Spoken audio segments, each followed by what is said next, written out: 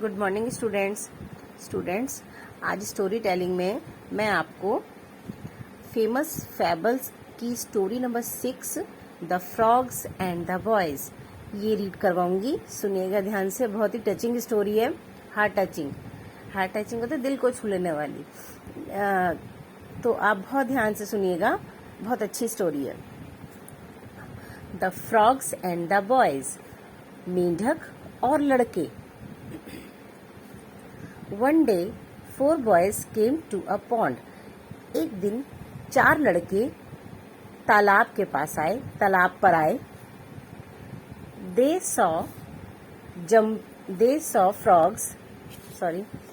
saw frogs jumping in and out of the water. उन्होंने मेंढकों को पानी से अंदर और बाहर कूदते हुए देखा। Their eyes shone with mischief. उनकी आंखें शैतानी से चमक उठी। जैसे होता ना कि जब उन्होंने मेंढकों को देखा तो उनके मन में भाई शैतानी आ गई, तो होता ना कि खुश हो जाते हैं, भाई हाँ अब हम मस्ती करेंगे। Here is a fine game, they thought. Eyeing the frogs होता है मेंढकों की तरफ देखते हुए वे सब उन्होंने सोचा अब एक मजेदार गेम है हमारे पास, अब हम एक मजेदार गेम खेलेंगे। Let's see who can hit the most frogs, cried one. उनमें से एक लड़का चीखा, मतलब तेजी से बोला। चीखने से मतलब है यहाँ तेजी से बोलने से, कि चलो देखते हैं कौन सबसे ज्यादा मेंढकों को मारता है। The boys picked up some stones and started throwing them at the frogs. लड़कों ने कुछ पत्थर उठा लिए और मेंढकों को मारना शुरू कर दिया। उन्हें ये गेम लगा था कि चलो देखते कौन कितने मेंढक मारता है। I get one, cried a boy excitedly. एक लड़का बहुत ही एक्साइट होकर एकदम खुशी में चीखा, मेरे को एक मिल गया, यानी मैंने एक मार दिया। Mine is almost dead, cried another. तभी दूसरा चीखा, मैंने जिसको, मतलब मेरा तो लगभग मर ही गया, यानी मैंने जिसको पत्थर मारा वो तो लगभग मर चुका है।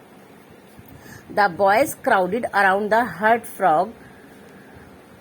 जो लड़के थे वो जो घायल मेंढक था उसके भाई चारों तरफ खड़े हो गए, उसको घेर लिया। जो जिसे बेचारा जिसके पत्थर तेल लग गया होगा ना मेंढक के, तो वो तो भी मर ही जाता, मरने को हो गया, तो उसके चारों ओर आ गए।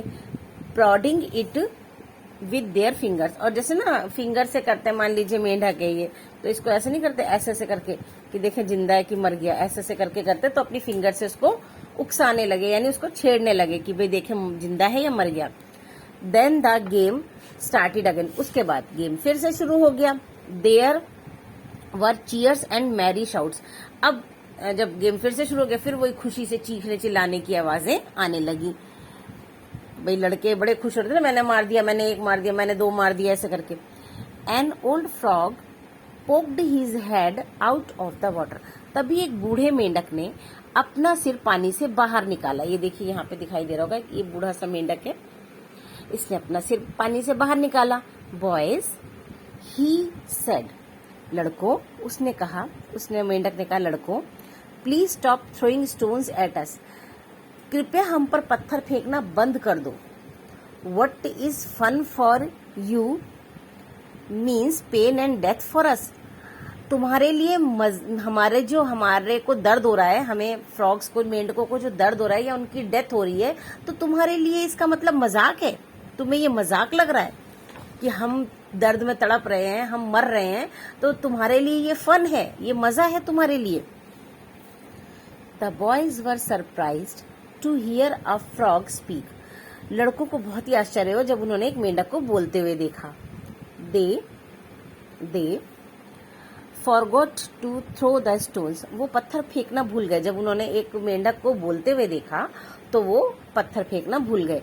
Before they could say anything, इससे पहले कि वो कुछ कह पाते, लड़के कुछ कहते, the old frog spoke again. बूढ़े मेंढक ने फिर से बोलना शुरू करा।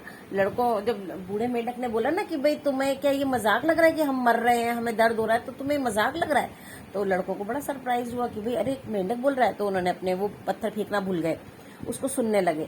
तभी लड़के कुछ कहते, बूढ़े मेंढक ने दोबारा से फिर उसको लड़कों को कुछ कहा, would you like it if somebody threw stones at you. क्या तुम पसंद करोगे अगर कोई तुम्हारे ऊपर पत्थर फेंके तो, है ना। हम लोग कभी पसंद करते हैं, हम खुद तो गलत काम कर लेते हैं, लेकिन जब हमारे साथ गलत काम होता है ना तो हम कितना चीखते चिल्लाते हैं, वो तो ऐसा है, वो तो वैसा है, उसको ऐसा नहीं करना चाहिए। तो जब हम किसी के साथ गलत करते हैं, तो जब कोई दूसरा हमारे साथ गलत करता है तब हम क्यों चीखते हैं, नहीं करना चाहिए। इसलिए हमें भी किसी के साथ गलत नहीं करना चाहिए। तो उसने बूढ़े मेंढक ने कहा कि तुम्हें कैसा लगेगा अगर क्या तुम पसंद करोगे अगर कोई तुम्हारे ऊपर पत्थर फेंके। थिंक अबाउट इट, इसके बारे में सोचना जरूर, सोचो। The boys felt ashamed and sorry. लड़कों को बहुत ही शर्मिंदगी महसूस हुई और उन्होंने माफी मांगी। They threw away their stones and quietly went away. उन्होंने अपने पत्थरों को दूर फेंक दिया और वहां से चुपचाप चले गए। तो ये कितनी अच्छी बात है कि लड़कों को कम से कम समझ तो आई कि हम गलत कर रहे हैं। नहीं तो आजकल तो